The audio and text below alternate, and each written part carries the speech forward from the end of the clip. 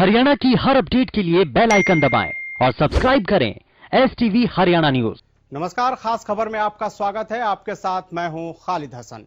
ठंड की दस्तक के साथ ही प्रदेश प्रदूषण की चपेट में आ गया है। प्रदूषण ऐसा ही लोगों को प्रदूषण की वजह से सांस लेने में भारी परेशानी हो रही है। इस वक्त AQI खतरनाक स्तर से भी ऊपर जा चुका है। प्रदूषण का इस कदर बढ़ना कोरोना संक्रमण की रफ्तार को भी बढ़ावा दे रहा है। फेफड़ों को नुकसान पहुंचाने से लेकर सांस लेने में तकलीफ होना बड़ी समस्या बन चुका है। रिपोर्ट देखिए।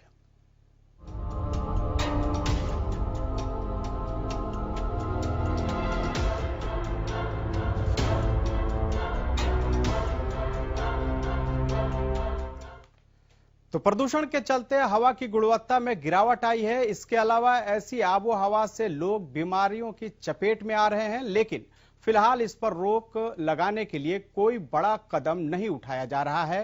अब आपको इस मामले पर पूरा रिपोर्ट दिखाते हैं।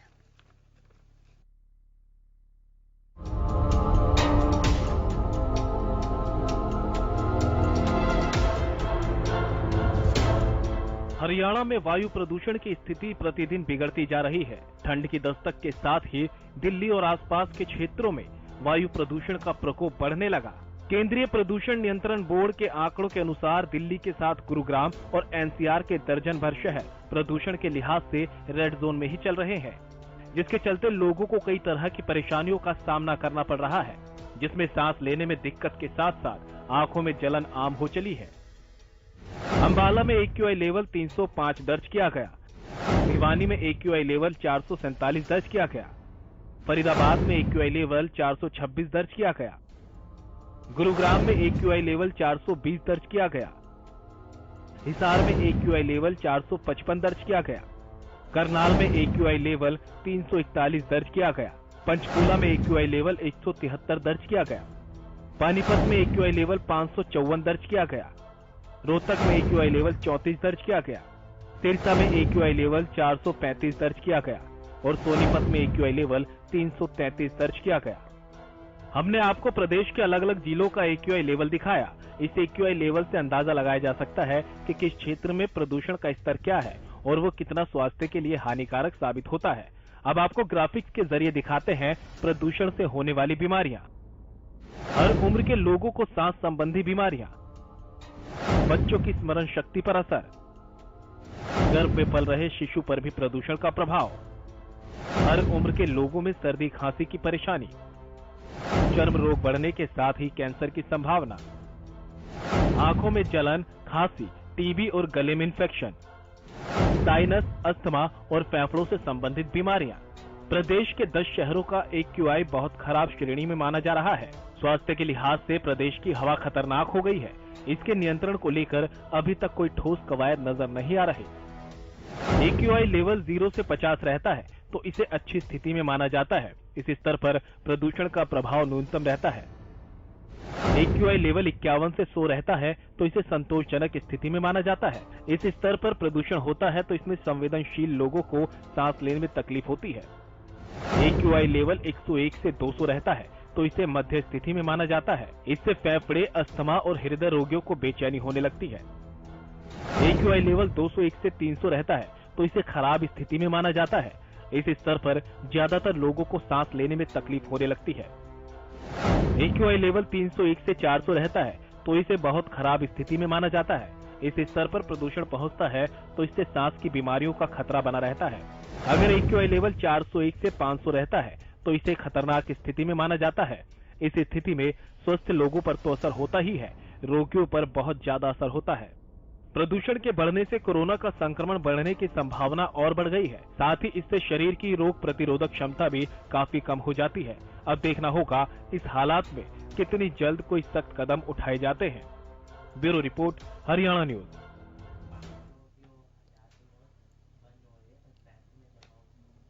तो प्रदूषण का स्तर लगातार बढ़ता जा रहा है, जिसकी वजह से लोगों को काफी परेशानियों का सामना करना पड़ रहा है। सिरसा से हमारे संवाददाता विकास हमारे साथ लाइव जुड़ चुके हैं। सीधे उनके पास चलते हैं और उनसे सवाल करते हैं। विकास, सिरसा में प्रदूषण की क्या स्थिति है अभी? जिस सिरसा में पिछले 2-3 दिनों से लगातार जो है धुआं छाया हुआ है, स्मोक की वजह से लोगों को काफी परेशानियों का सामना करना पड़ रहा है। आज एयर क्वालिटी इंडेक्स जो है 435 को क्रॉस कर गया है। इससे जो है लोगों में सांस लेने की दिक्कत आ रही है, आंखों में जलन की समस्या सुबह और शाम के समय अक्सर लोगों में देखी जाती है। इसके साथ साथ हृदय की बीमारियां लगातार बढ़ रही हैं, लोगों को काफी परेशानियों का सामना करना पड़ रहा है। डॉक्टरों का भी कहना है कि ये जो पर्यावरण प्रदूषण है, पराली जलाने की घटनाएं जो बढ़ रही हैं, इससे जो पर्यावरण में लगातार स्मोक छा रहा है, इससे कहीं ना कहीं बीमार व्यक्तियों को ज्यादा समस्याएं आ सकती हैं। हालांकि प्रशासन ऐसी घटनाओं को लेकर काफी सतर्क है, लगातार बचाव वाहन भी चलाए जा रहे हैं। अलग अलग माध्यमों से जो है किसानों को पराली न जलाने के लिए प्रेरित किया जा रहा है। प्रशासन अपने स्तर पर अधिकारियों की बैठक भी लेता है, कृषि अधिकारियों की बैठक ली गई, प्राइवेट स्कूल एसोसिएशन की बैठक ली गई। सभी को जो है लोगों को प्रेरित करने के लिए शपथ भी दिलवाई गई ताकि लोग पटाखों का इस्तेमाल न करें, पराली न जलाएं। गाँव में जो है स्कूलों के अध्यापकों की स्पेशल ड्यूटियां लगाई गई हैं, वे गाँव में जो है लोगों को इसके बारे में प्रेरित करेंगे पराली जलाने से क्या क्या नुकसान होते हैं। लेकिन फिलहाल एयर क्वालिटी इंडेक्स जो लगातार बढ़ रहा है, इससे कहीं ना कहीं लोगों की परेशानियां भी बढ़ रही हैं। जहां तक बात की जाए अभी तक पराली जलाने की घटनाओं की, तो सिरसा में अब तक करीब 150 किसानों से 3 लाख रुपए का जुर्माना भी जो है प्रशासन वसूल चुका है। प्रचार वाहन भी सिरसा से रवाना किए गए हैं, स्पेशल नोडल अधिकारी भी नियुक्त किए गए हैं। लेकिन कहीं ना कहीं जो विकास जैसे आप बता रहे हैं कि जो सिरसा में खास करके जो प्रदूषण का स्तर है वो काफी ज्यादा है, ऐसे में क्या जिला स्वास्थ्य विभाग या इसके अलावा जिला प्रशासन के तरफ से किस तरह के कदम उठाए जा रहे हैं? क्या लोगों में जागरूकता फैलाई जा रही है इसको लेकर? स्वास्थ्य विभाग और जिला प्रशासन जहां तक मैं बात कर रहे हैं अभी कि लगातार लोगों को इसके बारे में प्रेरित किया जा रहा है कि पराली न जलाएं, पटाखों का इस्तेमाल न हो। हालांकि सरकार ने भी एक बड़ा कदम उठाते हुए हरियाणा प्रदेश में पटाखों पर जो है बैन लगाया है। इसके बाद कहीं ना कहीं वातावरण में कुछ सुधार होने की संभावना है। जो पराली की घटनाएं है, इसको लेकर प्रचार वाहन गाँव-गाँव भेजे जा रहे हैं, सरकारी अधिकारियों की ड्यूटियां लगाई गई हैं, नोडल अधिकारी नियुक्त किए गए हैं ताकि हर स्टेट से आने वाली सूचनाओं को लेकर मौके पर पहुंचे। और काफी ऐसी घटनाएं भी सामने आई हैं जब हर स्टेट से जो सूचना मिली वो भी बोगस पाई गई, वहां पराली जलाने की घटना नहीं हो रही थी। इसी का परिणाम है कि अभी तक सिर्फ सिरसा में 150 मामले ही रहे हैं, ज्यादातर लोग पराली का प्रबंधन करने में भी जुटे हुए हैं। जी विकास, आप हमारे साथ बने रहिए। पानीपत से हमारे साथ जितेंद्र शर्मा भी हमारे संवाददाता जुड़ चुके हैं। जितेंद्र, आपसे ये जानना चाहेंगे, अभी हमने सिरसा का हाल देखा, सिरसा में प्रदूषण का स्तर काफी ज्यादा है, क्या पानीपत में भी यही स्थिति है?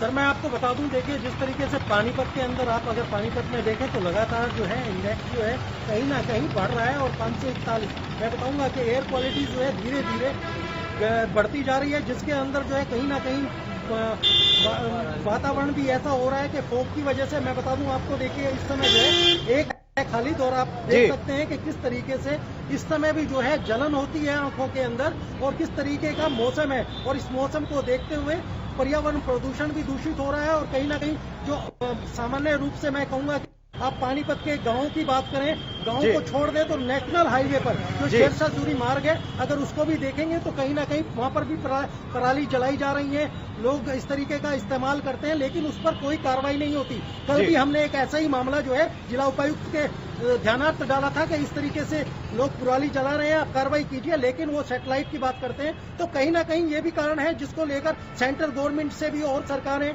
ये बार बार प्रश्न उठाती रहती है कि हरियाणा में जो है इस तरीके का वातावरण को दूषित करने का कहीं ना कहीं लोग जिम्मेदार हैं, तो कहीं ना कहीं ये चीजें निकल कर भी आती हैं। जी जितेंद्र, पानीपत में जहां तक आपने बात किया पराली जलाने की वजह से प्रदूषण बढ़ा है, लेकिन इसके अलावा निर्माण के काम है उनके उसके वजह से भी प्रदूषण बढ़ता है। इसके अलावा अगर बात करें तो बहुत से लोग हैं जो अलाव जलाते हैं, ठंड का मौसम है उसके वजह से जब धुआं निकलता है उससे भी प्रदूषण का स्तर बढ़ता है। तो क्या इन सब चीजों पे लगाम लगाने के लिए या जो विनिर्माण का जो काम चल रहा है, क्या जिला प्रशासन ने अभी प्रदूषण के बढ़ते स्तर को देखते हुए निर्माण कार्य को रोकने का कोई फैसला वगैरह लिया है या नहीं? देखिए इस तरीके के फैसले कई बार प्रशासन ले चुका है और खालिद मैं सबसे बड़ी बात आपको बता दूं कि अगर आप हरियाणा के अंदर देखेंगे तो पानीपत औद्योगिक नगरी है, यहाँ पर इंडस्ट्रियों की भरमार है। कई इंडस्ट्रियों को जो है एनजीटी ने कई बार नोटिस भी दिया है जो चिमनी के द्वारा धुआं फैलता है। लेकिन मैं आपको ये बता दूं कि ऐसे मौसम में खड़े होना वाकई आपको मतलब बड़ा दुखदायी होता है। मैं भी यहाँ पे खड़ा हूँ तो मुझे भी कहीं ना कहीं आंखों में जलन और इस तरीके का महसूस होता है कि कहीं ना कहीं वातावरण में बहुत ज्यादा धुएं, जिसको कह सकते हैं कि आप धुआं लगता है हल्का हल्का काला काला, तो वो कहीं ना कहीं है। लेकिन सबसे बड़ी बात जो है, जो इंडस्ट्री है, पानीपत हैंडलूम इंडस्ट्री से भी जाना जाता है, तो उसके अंदर कई बार नोटिस भी दिया है खाली, लेकिन कार्रवाई के नाम पर जीरो।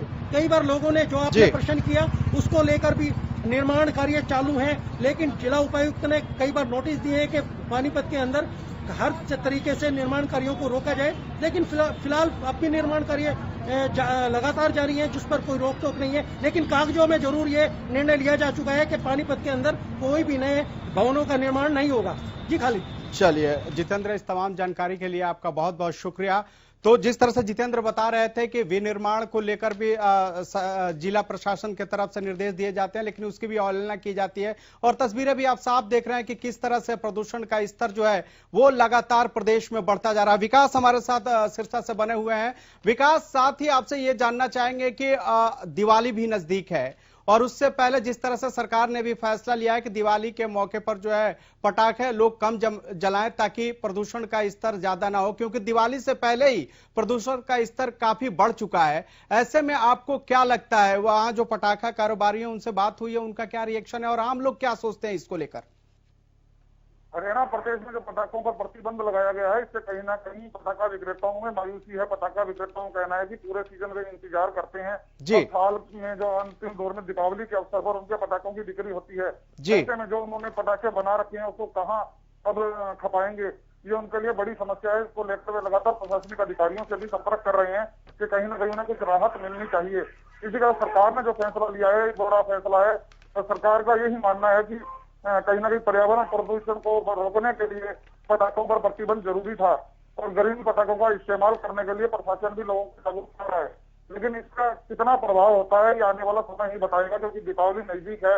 दीपावली पर कितने पटाखे बजते हैं, प्रशासन उसको रोकने में कामयाब होता है या नहीं होता, ये दीपावली के बाद ही पता चल पाएगा। जी चलिए विकास, इस तमाम जानकारी के लिए आपका बहुत बहुत शुक्रिया। लेकिन जिस तरह से पटाखों पर दीपावली के मौके पर रोक लगाई गई है, उससे कहीं ना कहीं पटाखा जो विक्रेता हैं उनमें काफी नाराजगी देखने को मिल रही है, और कई लोग सवाल भी उठा रहे हैं। हमारे साथ सोनीपत से लाजपत जुड़ चुके हैं। लाजपत से जानना चाहेंगे, लाजपत, पानीपत की अभी हमने स्थिति देखी, सिरसा की स्थिति देखी, वहां से जो रिपोर्टें आई हैं उसके अनुसार वहां प्रदूषण का स्तर काफी ज्यादा है। क्या यही हाल सोनीपत में भी है?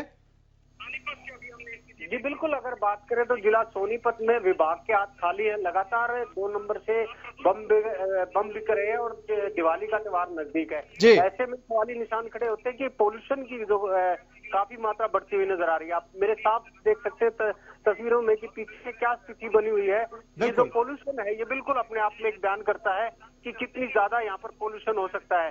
यहाँ पर आप देख सकते हैं लाइव तस्वीरों में कि यहाँ पर कितना ज्यादा पोल्यूशन है, और यहाँ पर जो पोल्यूशन की वजह है लगातार जो किसान अपने पराली जला रहे हैं, और कहीं ना कहीं यहाँ पर औद्योगिक जो क्षेत्र है उसको लेकर भी काफी चिंता का विषय है। औद्योगिक क्षेत्र की वजह ये है कि यहाँ पर जो जहरीला धुआं है वो काफी फैलता हुआ नजर आ रहा है। आसपास के जो गांव के व्यक्ति है वो काफी परेशान है।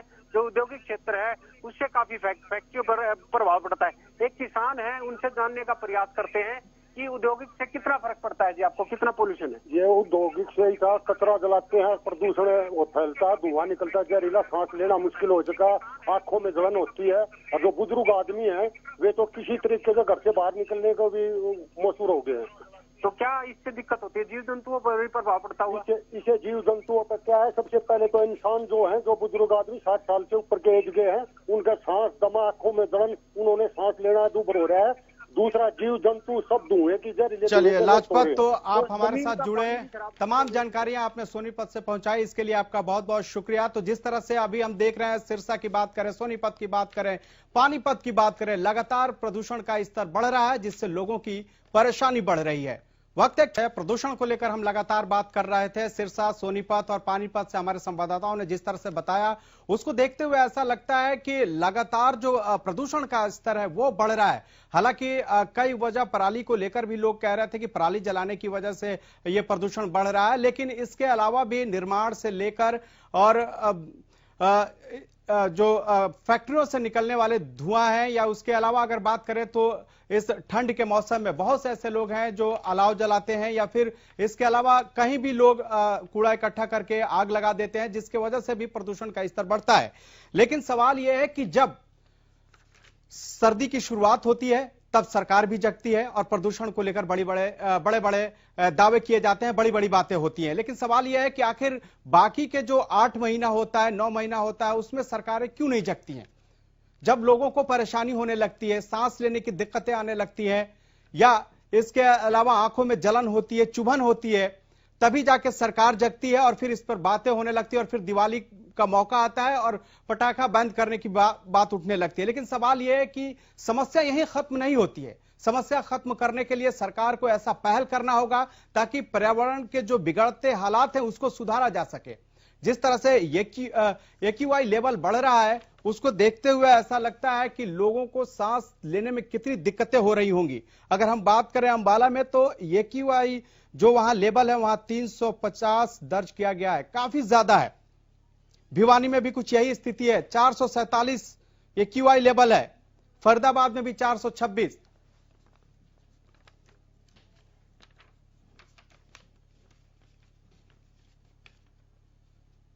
तो प्रदूषण को लेकर लगातार बातें हो रही हैं, पर्यावरणविद से लेकर और तमाम राजनीतिक दल भी इसको लेकर नजरें बनाए हुए हैं। लेकिन सवाल यह है कि आखिर प्रदूषण पर लगाम कैसे लगाया जाएगा। गुरुग्राम से हमारे संवाददाता मनोज वशिष्ठ हमारे साथ लाइव जुड़ चुके हैं, उन्हीं से जानते हैं कि गुरुग्राम में अभी प्रदूषण को लेकर क्या स्थिति है। मनोज, क्या मेरी आवाज मिल रही है आपको? लगातार गुरुग्राम में जो प्रदूषण का स्तर है, जी मैं आपको सुन पा रहा हूँ। जी कंटिन्यू कीजिए। हाँ, तो मैं ये बताना चाह रहा था खालिद कि गुरुग्राम शहर में प्रदूषण की स्थिति लगातार बद से बदतर होती चली जा रही है। लोगों की परेशानियां वो हैं, अब लगातार परेशानियों में इजाफा हो रहा है। पहले तो कोरोना की मार, अब साथ ही जो वायु प्रदूषण है इसकी वजह से गुरुग्राम के लोग काफी त्रस्त हैं। अस्पताल में मरीजों की संख्या बढ़ रही है, आंखों में जलन, सांस लेने में तकलीफ जैसी समस्याओं से लोग अब और भी बीमार हो रहे हैं। डॉक्टर यही सलाह दे रहे हैं कि अब सुबह सैर के लिए ना निकलें। तो अब जो सड़कों पे जो सुबह सुबह लोगों की भीड़ दिखाई देती थी, अब वो कहीं ना कहीं कम होती जा रही है इस प्रदूषण के चलते। जी खालिद। जी, साथ ही ये भी आपसे जानना चाहेंगे मनोज वशिष्ठ कि जिस तरह से दिल्ली में प्रदूषण का स्तर काफी ज्यादा है, गुरुग्राम उससे सटा हुआ इलाका है और इसके वजह से दिल्ली में कोरोना का प्रसार भी काफी तेजी से हम देख रहे हैं और गुरुग्राम में भी देख रहे हैं कि पिछले कुछ दिनों से लगातार कोरोना के जो नए केस है वो काफी बढ़ रहे हैं, करीब 500 के आसपास आ रहे हैं। तो क्या प्रदूषण की वजह से कोरोना मरीजों की संख्या भी गुरुग्राम में बढ़ने लगी है? देखिए, पहले ही विशेषज्ञों का साफ तौर पर कहना था कि जैसे जैसे वायु प्रदूषण बढ़ेगा, कोरोना के पेशेंट्स की जो संख्या है उनमें जरूर बढ़ोतरी होगी। तो बिल्कुल एक बड़ा वजह है वायु प्रदूषण की वजह से अब जो कोरोना के पेशेंट्स हैं वो काफी तेजी से बढ़ रहे हैं। अगर हम पिछले 7 दिनों की बात करें तो 4 से 4,500 मरीज जो हैं वो अब सामने आ चुके हैं कोरोना पेशेंट्स के।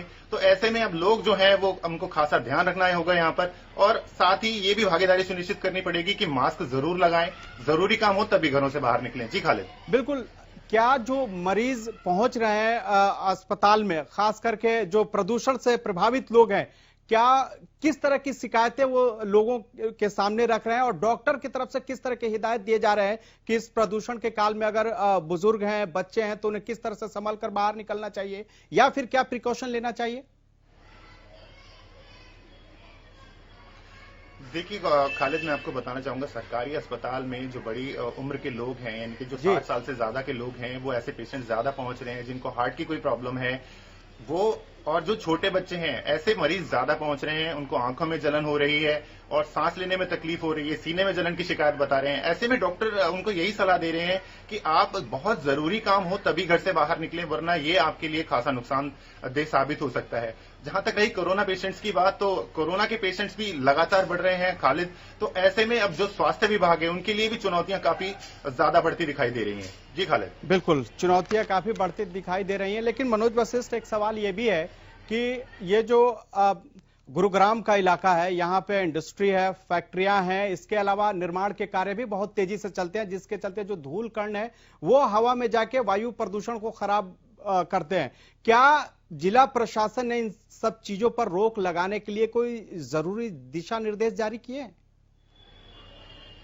ताकि वायु प्रदूषण पर रोक लगाया जा सके? दिशा निर्देश काफी पहले से जारी किए जा चुके हैं, फॉलो किया जा रहा है उसको। खालिद, मैं आपको बता रहा था कि जो दिशा, देखिए लोगों के खिलाफ जो लोग इसकी अवहेलना कर रहे हैं उनके खिलाफ जरूर चालानी की जा रही है, लेकिन सबसे बड़ी बात यहां पर यह है कि बहुत सारी गुरुग्राम की जो सड़कें हैं वो टूटी पड़ी हैं, जिनकी वजह से वहां पर जाम की स्थिति रहती है, मिट्टी लगातार उड़ती रहती है। बहुत सारी निर्माणाधीन इमारतें हैं, उनके किनारे जो मटेरियल वहां पे पड़ा रहता है, उसके चलते भी अगर वहां पे ट्रैफिक का अगर आवागमन होगा तो मिट्टी उड़ती दिखाई देती है। तो कहीं ना कहीं ये भी एक बहुत बड़ा कारण है, जो प्रदूषण है वो लगातार बढ़ रहा है। चलिए मनोज, आप हमारे साथ जुड़े और गुरुग्राम से तमाम प्रदूषण पर जो समस्याएं हैं और जो उसको लेकर जो दिक्कतें आ रही हैं उस पर आपने अपनी बात रखी। फरीदाबाद से राजा पटेल भी हमारे साथ जुड़ चुके हैं। हम राजा पटेल का सीधा रुख करेंगे और उनसे जानना चाहेंगे कि फरीदाबाद में प्रदूषण को लेकर क्या स्थिति है और वहां के लोगों को किस तरह का परेशानियों का सामना करना पड़ रहा है। जी बिल्कुल, देखिए मैं आपको बता दूं कि फरीदाबाद में जो इस वक्त के हालात है वाकई में काफी चिंताजनक है। इस वक्त का हम बात करें दोपहर का समय है, पर पूरे आसमान में कहीं ना कहीं फॉग है। सुबह से ही धूप के दर्शन यहां पर नहीं हुए हैं। साफ तौर पर प्रशासनिक अधिकारी लाख दावे जरूर कर रहे हैं, कोशिशें कर रहे हैं। फायर ब्रिगेड की टीम की बात करें या फिर पानी की बौछारें जरूर फरीदाबाद में हो रही है नगर निगम की तरफ से, पर स्थिति जो की तो बनी है। 450 से ऊपर कहीं ना कहीं यहाँ पर जाता हुआ नजर आ रहा है। उसके बावजूद जो लोगों से हमारी बात हुई है, सुबह से ही हम लगातार इस पर रिपोर्टिंग कर रहे हैं, लोगों से जो हमारी बात हुई है कि आंखों में जलन हो रही है, लोगों को काफी दिक्कतों का सामना करना पड़ रहा है। इंडस्ट्रियल एरिया है फरीदाबाद में, हालांकि हम बात करें लोग मास्क लगा के जरूर चल रहे हैं, पर जो 40 टीमें बनाई है नगर निगम ने, 40 टीमें बनाई है, ये बहुत बड़ी बात है। पर वो 40 टीमें कहीं धरातल पर नजर नहीं आ रही, क्योंकि तमाम जो कामकाज है, चाहे घर बनाने की बात करें, फिर बिल्डिंग बनाने की बात करें या फिर कंपनियों का धुआं है, लगातार जारी है। कहीं ना कहीं नगर निगम के बड़े अधिकारी ये जरूर कर रहे हैं कि हमने पहले से कम प्रदूषण किया, पर स्थिति जो की तो बनी हुई है। जी, मतलब सिर्फ खाना पूर्ति हो रही है, टीमें जरूर बनती है, लेकिन धरातल पर वो उतरता हुआ नहीं दिखता है। राजा पटेल, जिस तरह से हम आपके पीछे की तस्वीरों को देख रहे थे, काफी धुंधला दिखाई दे रहा है और जाहिर सी बात है कि जिस तरह से 450 से ऊपर AQI लेवल है फरीदाबाद में, वैसे में लोगों को काफी परेशानियां हो रही होंगी। लेकिन सवाल यह है कि जब प्रदूषण नवंबर का समय आता है, सर्दी का समय शुरू होता है, दिवाली का समय शुरू होता है, तब जाके प्रशासन जगता है और फिर इस पर लगाम लगाने के लिए कदम उठाए जाते हैं। आखिर 8 महीने तक क्यों प्रशासन सोया रहता है और पर्यावरण को ठीक करने के लिए कोई उपाय क्यों नहीं उठाता? वाकई में बहुत ही शानदार आपका सवाल। प्रशासनिक अधिकारी लगातार दावे जरूर करते हैं, पर धरातल पर स्थिति जो की तो बनी है। जैसे ही नवंबर की बात करें, अक्टूबर दिसंबर की बात करें, स्मॉग की बात करें, जिस तरीके से पूरे स्मॉग आसमान में छाया रहता है, प्रदूषण लेवल बहुत ज्यादा बढ़ जाता है। पर अधिकारियों को कहीं ना कहीं सोचना चाहिए कि आखिरकार जब सर्दी का मौसम आता है तो ही अधिकारी क्यों जनते हैं। तमाम मीडिया में वाहवाही जरूर लूटते हैं कि हम ये समस्या का समाधान कर रहे हैं, हम ये समस्या का समाधान कर रहे हैं, पर स्थिति बहुत ही चिंताजनक है फरीदाबाद में। मैं आपको बता दूं कि इस वक्त हम रिपोर्टिंग कर रहे हैं, मैं आपको दिखाना चाहूंगा मेरे पीछे किस तरीके से पूरे आसमान में दोपहर का समय हो गया है करीबन और पूरे आसमान में इस वक्त धुंध छाई हुई है। तो साफ तौर पर लोगों को काफी ज्यादा परेशानी आ रही है और साफ तौर पर स्ट्रीट लाइटें लगाकर लोग हाईवे पर, रोडों पर चलते हुए नजर आ रहे हैं। जी चलिए राजा पटेल, आप हमारे साथ जुड़े, इसके लिए आपका बहुत बहुत धन्यवाद। तो लगातार प्रदूषण के खिलाफ एक तरह से प्रशासन से लेकर और राजनीतिक पार्टियां भी मुहिम चला रही हैं ताकि प्रदूषण पर लगाम लगाया जा सके, लेकिन जो टीमें बनती हैं, जो गठित होती हैं, जिस योजनाओं को धरातल पर उतारना चाहिए, वो कहीं उतरता हुआ नहीं दिखता। और यही वजह है कि जब ठंडी शुरू होती है या नवंबर का महीना जैसे आता है, उसके बाद से प्रदूषण का स्तर बढ़ जाता है और फिर इस पे बैठकों का दौर जारी होता है। लेकिन सिर्फ बैठक से काम नहीं चलेगा, इस पर एक्शन लेना होगा। फिलहाल इस